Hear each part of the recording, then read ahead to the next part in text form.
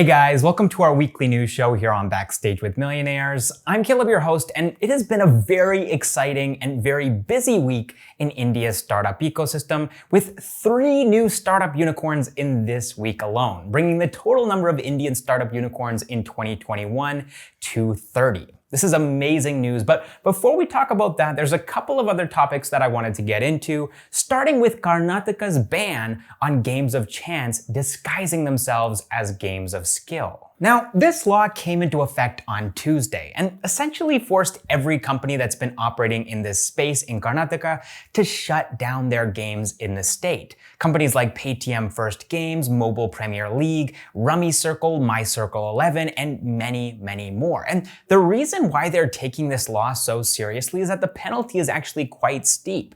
You could face up to 3 years in prison and a fine of 1 lakh rupees if you're operating such games in Karnataka. But there is one exception here. The market is relatively empty now, making plenty of space for Dream 11. They are still operating their games in the state of Karnataka because the Supreme Court had previously ruled that Dream 11's games were in fact games of skill and not games of chance. So this market now pretty much belongs to Dream 11.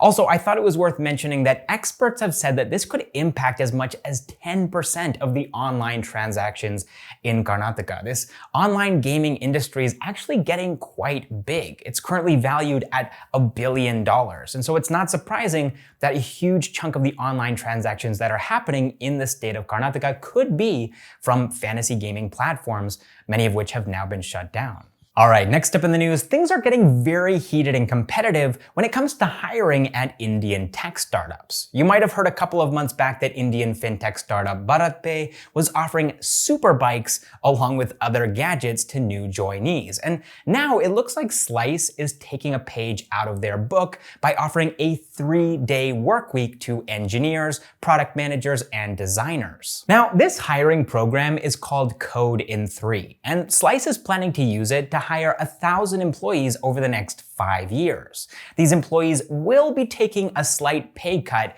but the program is designed specifically for people who don't mind taking a small cut if it means that they have more time to explore their own personal projects. Now, as some of you guys may know, we've recently been making videos about Indian startup mafias. These are groups of startup founders that all began their entrepreneurial journeys working at the same company. And I'm somehow thinking that Slice may end up being one of those startups where a lot of people, a lot of future entrepreneurs begin their journeys because they had so much free time to moonlight, to work on a side hustle, a startup on the side that they build while they're working as engineers or product managers or designers at Slice. And I think that's really exciting, and I hope that more companies, more Indian startups, take this approach. All right, next up, this video is sponsored by CoinSwitch Kuber. And later on in the program, we'll be talking about them actually becoming a unicorn. But for now, I wanted to take a minute to talk about how amazing this platform actually is, because I think that there's this misconception floating around out there that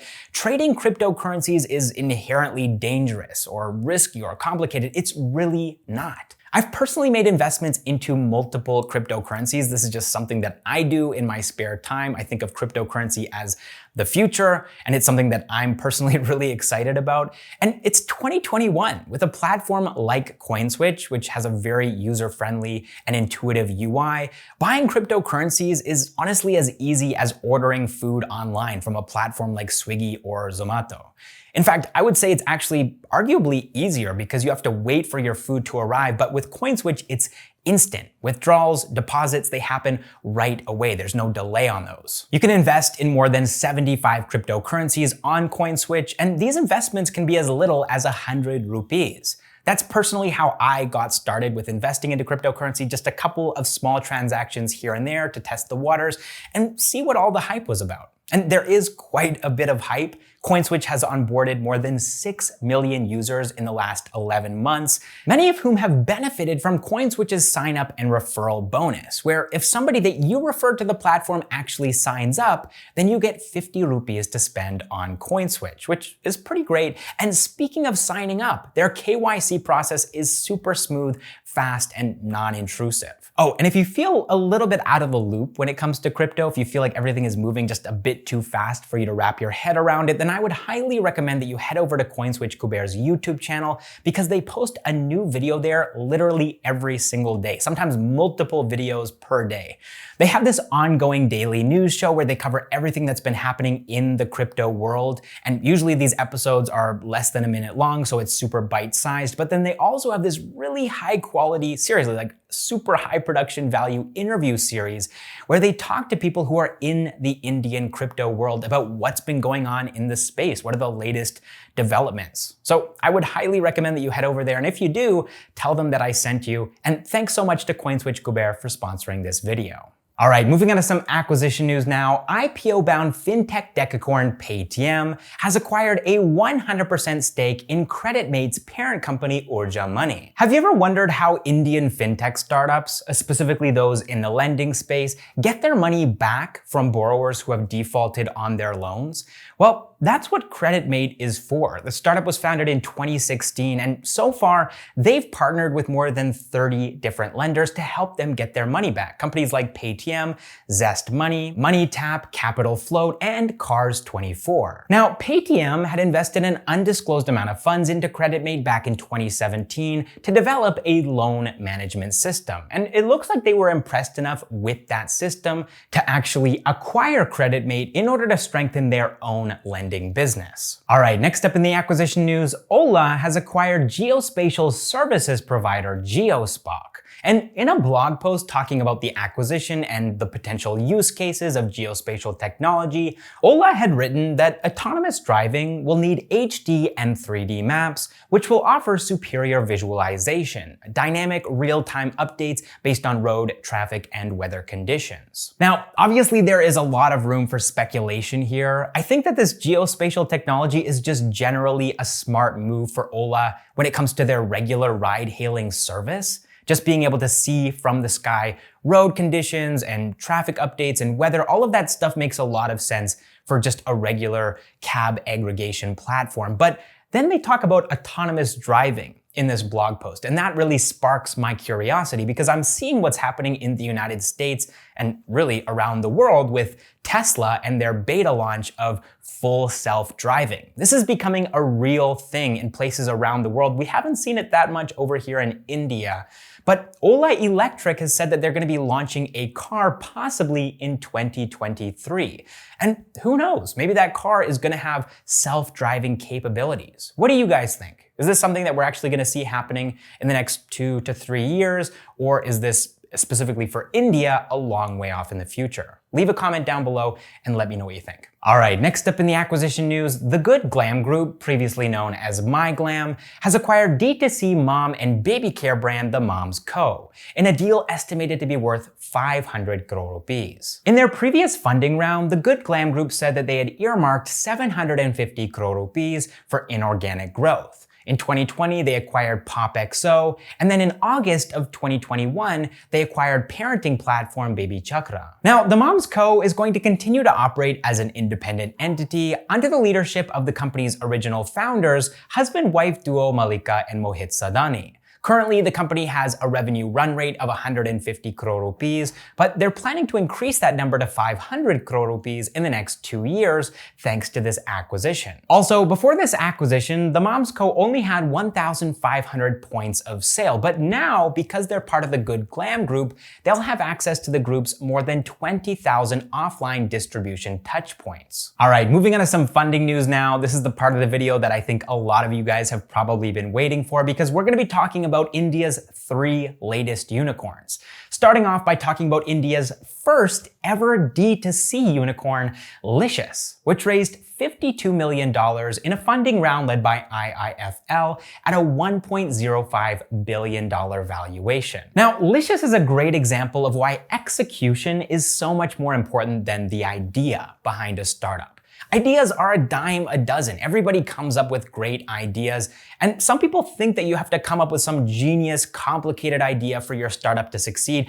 That's not true. The execution matters so much more. Think about Licious. It's such a simple idea. They're delivering fresh, hygienic meat to people quickly. That's it. It's super, super simple. But the execution is why they've achieved this $1.05 billion valuation. The execution is why I have been using Licious, and this is not sponsored, they're not telling me to say this. I've been using Licious since 2018, and I have never, ever, not once, had a single problem with their service. It has been completely flawless. Also, shameless plug, I actually talked about this idea first on Twitter. So if you wanna know what's going on inside my brain when it comes to the latest startup stuff, then check me out on Twitter. But Licious is now delivering more than 1 million orders every single month across 14 cities. And in the financial year of 2020, they saw revenue totaling 180 crore rupees. Licious is gonna be using these fresh funds to expand their offline presence, as well as their geographic presence, and also to grow their recent ready-to-eat product line. All right, next up in the funding news, crypto trading startup and the sponsor of this episode of Backstage with Millionaires, CoinSwitch Kuber, has raised $260 million in a funding round led by Coinbase Ventures and A16Z at a $1.9 billion valuation, which is a nearly 4x jump from their $500 million valuation in April of this year. CoinSwitch is now the 29th Indian startup unicorn of 2021. And back in 2017, the platform was launched as an aggregator of cryptocurrencies for the global market. Then though, in June of 2020, when the Supreme Court put a stop to the RBI's ban on cryptocurrencies here in India, CoinSwitch Kuber pivoted, and they actually started offering a crypto trading platform for the Indian market. CoinSwitch Kuber now has more than 10 million customers on their platform, and they're planning to use some of these fresh funds to increase that number to 50 million.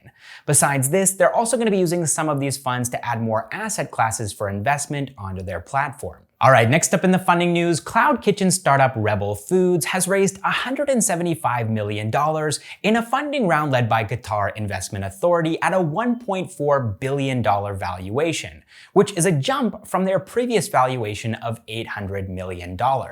They are now the 30th Indian startup unicorn of 2021, meaning that so far, if you average it out, there has been one Indian startup unicorn every 10 days in 2021, or 3 startup unicorns every single month. So Rebel Foods actually started as an offline restaurant back in 2011 called Fasos, but now they have more than 45 brands on their platform, 10 of which are owned by Rebel Foods, operating more than 450 cloud kitchens across 10 countries, including Indonesia, the UAE, and the UK. They're planning to use some of these fresh funds to expand into even more countries and also to explore some acquisition opportunities to add even more food brands to their portfolio. All right, next up in the funding news, we have to talk about the behemoth edtech decacorn Byju has raised $300 million as a part of a larger funding round, which is currently being led by Oakshot Capital Partners. Byju is now valued at $18 billion, which is up from their previous valuation of $16.5 billion.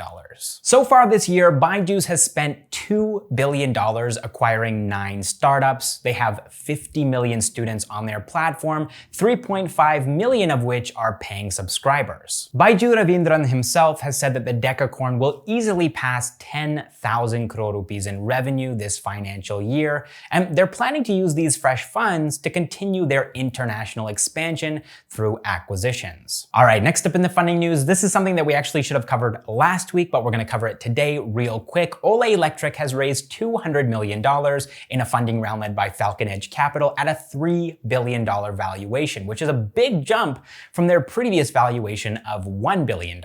Ola Electric has already sold electric scooters worth 1,100 crore rupees, and they're planning to use this $200 million to develop other vehicles as well, like an electric motorcycle, a mass market scooter, and an electric car. All right, next up in the funding news, Chalo, which is a startup that's digitizing bus operations and experiences, has raised $40 million in a funding round led by Lightrock India and Filter Capital. And I love the name of that startup, Chalo. It's just That's great. So this startup was actually founded by the same person who founded Carwale. His name is Mohit Dubey, and he's using some of the exit money from the sale of Carwale to build Chalo. And basically what they're doing over at Chalo is bringing Indian buses into the 21st century because let's face it, the way that a lot of Indian buses operate is very antiquated, using coins and notes, and currently their technology is inside of 6,000 Indian buses. So Chalo offers online tickets, live tracking, and mobile passes, and they're going to be using some of these fresh funds to expand within India and also to expand internationally as well. They also want to strengthen their technology platform, and they're going to be using $10 million of this fundraise to buy back ESOPs. All right, that is all the startup news that I have for you guys this week. I hope you enjoyed the video. I really do. I hope that you learned something from it. And if you did, it would mean a lot to us if you could hit the like button, share this video with a friend or two. That actually really helps us out so that we can grow our audience and continue to make our content even better. And also, if you haven't already subscribed, now would be a great time to do so because we post new videos every single week about Indian startups, entrepreneurs, and the latest news. Also, big thanks to all of our Backstage with Millionaires members, our unicorns, our decacorns, and our hectacorns. You guys are amazing. Thank you so much for the financial support that you send our way every single month. And also, big thanks to everybody who's been sending money our way through comments. Super thanks, I think is what it's called these days. I'm not really sure. Applauding is the word that I've been using for a long time. So thank you guys so much for your applause. But even if you can't afford to financially support what we do here, just the fact that you've made it this far in the video, the fact that you've watched it through all the way to the end is plenty of help. So thank you so much for watching this episode of Backstage with Millionaires, and I will see you in the next one.